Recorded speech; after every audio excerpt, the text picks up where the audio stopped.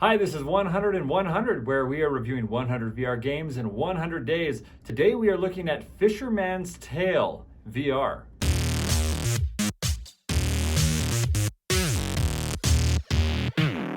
Fisherman's Tale VR is one of the most immersive and enjoyable games that we've played in VR, and we're really excited to walk you through today with our review. In our VR Gear game reviews, we cover as many aspects of the game as possible so that you can make an informed decision before you try or buy one of these VR titles. Fisherman's Tale VR was a lot of fun to play. It was a great puzzler, storytelling game, and we think that you'll like it. So let's jump into our review, starting with getting up and running with Fisherman's Tale VR.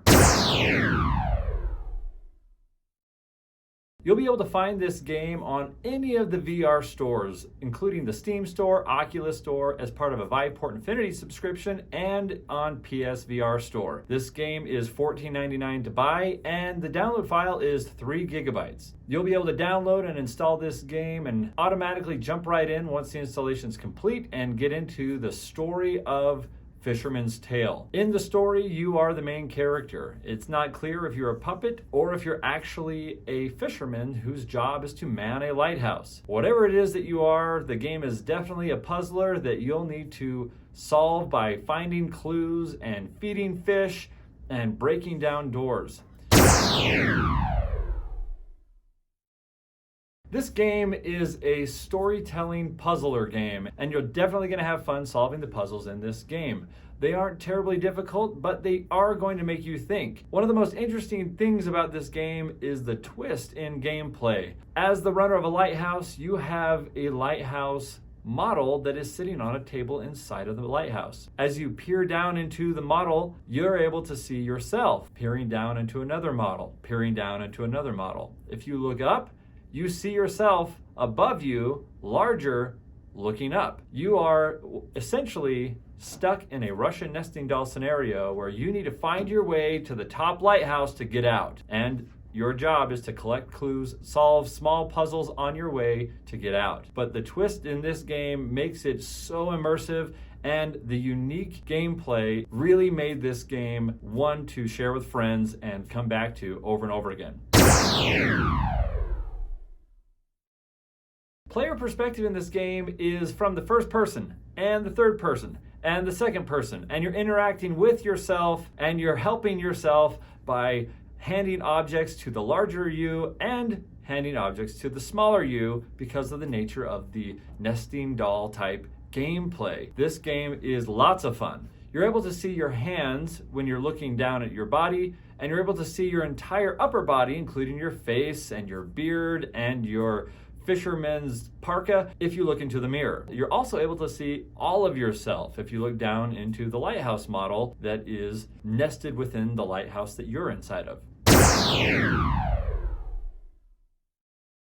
The theme and story of this game is incredibly engaging. The game starts out with a quick overview of what your objective is, but doesn't tell you the entire story. The story unravels as you continue to find clues, solve problems, and interact with different characters that are in the game. The characters will talk to you, they will give you clues, and there are things that you need to do for them in exchange for additional information. The game is incredibly immersive in that regard, and the story is very rich. And the theme of a puzzler game is done really well, especially with the twist of the various sizes of your own character and the interaction between them. The controls for this game were as you would expect for a room scale game that requires you to interact with your environment. We really appreciated that the game worked perfectly fine with the Valve Index controllers, even though it was supposed to be played with the Vive controllers. The controls seemed to map just fine, and we were able to move around and interact with the world with no real problem. The controls were robust, they were done very well, and the developers did a good job implementing them for this type of gameplay. And we think that anyone that jumps in, regardless of the controller setup they have, is going to have just a fine time interacting with the world, not having to worry too much about missing controls or unmapped buttons for controllers like the Valve Index. The music and sound of this game is incredibly immersive, and it adds a lot to the experience. When you are underwater, it sounds like you're underwater. So, when you are across did you the room find from something? the source of Let's have a sound, look. whether that's a pipe or a fish or the voice of somebody else, it sounds like they are in the other room. The spatial audio of this game was done extremely well, even though the entire play area inside of VR is relatively small. The directional audio is very easy to leverage while you're trying to orient yourself. Each character comes with their own Have you voice. found Each anything? item comes Bring with its it to own me when sound you find effects, something. and the music that is played is soothing at times and also intense when it's time to take action, leverage one of the clues that you found, and solve one of the mini puzzles. For player movement, this game is a traditional teleportation game with quarter-turn rotation as you're moving around the small space inside of the lighthouse that you're finding clues and solving puzzles inside of. One beneficial thing that we found with the combination of player movement and controls is that if there's an item that is just out of reach, you're able to project your hand forward, grab the item, and then pull your hand back so that you don't have to teleport short distances. We love when developers solve this movement in close quarters problem. This solution was a very unique and very appreciated way to grab items that were just outside of reach without having to move.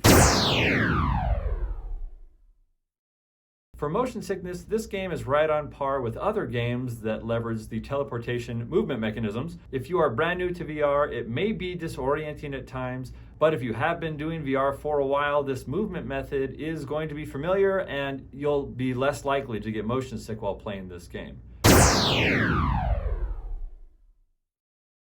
For environment and immersion, this game was incredibly immersive and we loved being in the environment. We were intrigued by the puzzles. We wanted to stay and solve them.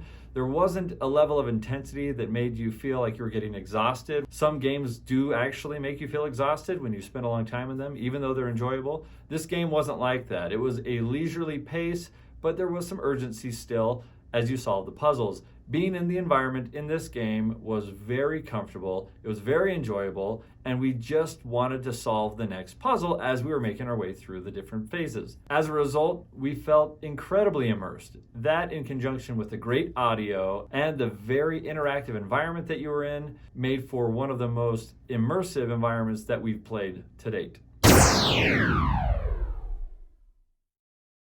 All right, so let's look at the scorecard for Fisherman's Tale VR, starting with theme and story. We were really impressed with this story and we loved it as we played. This game is getting a high score of 9 out of 10 for theme and story. For controls, we're giving this game an 8 out of 10, which is an outstanding score. We really enjoyed the control bindings on this one, and we felt like we were able to do what we needed to get around in the world and interact with the items as we solved the puzzles and progressed through the game. For music and sound, we're giving this game an 8 out of 10. That's an awesome score, and we loved the audio that was a part of this game and felt that this game was really engaging when it comes to audio. Sound effects were properly mapped. Voice recordings were very unique and helpful during gameplay, and so we're giving this game an 8 out of 10 for music and sound. For player movement, this game is getting an 8 out of 10. While it does adopt the traditional teleportation method of movement, there was the added bonus of being able to reach out and grab things that were just outside of your reach using an arm extension method that allowed you to grab and then retract. 8 out of 10 for player movement. For motion sickness, this score is a very hard one to get perfect, especially when you have to move inside of VR and that movement doesn't map to your movement in the real world. As a result, this game is getting a 7 out of 10, not because it didn't implement teleportation well, it did, but the teleportation method is going to make some players sick. There's no avoiding that. The game adopted it, and this is what we have to deal with. And so a 7 out of 10 for motion sickness. For environment and immersion, this game is getting a near perfect score of a 9 out of 10. And the only thing that we would love to see in this game that isn't there is just more of it. We would love a longer story. We would love more puzzles and a lot more from Fisherman's Tale as this game is getting a lot more traction. We loved playing the game. We felt entirely immersed while playing it. And we think this one is awesome as a first VR game or as a game for experienced VR players who would really like to enjoy a casual puzzler that is really going to pique your interest. Now for the overall score, this game got a very competitive and high score of an 8.1 out of 10. Very few titles are getting scores higher than that, and we think that Fisherman's Tale is very deserving of this score. We really recommend that you go out and grab this title. It's available on all the VR stores, the Steam Store, Oculus Store, Viveport Infinity, and PSVR. You can download this game and give it a try and let us know what you think. This has been 100 in 100, where we are reviewing 100 VR games in 100 days. Go ahead and hit that subscribe button and click the notification bell so that you can be notified tomorrow when we release another VR game review. Thanks for watching, and we will see you in the next one.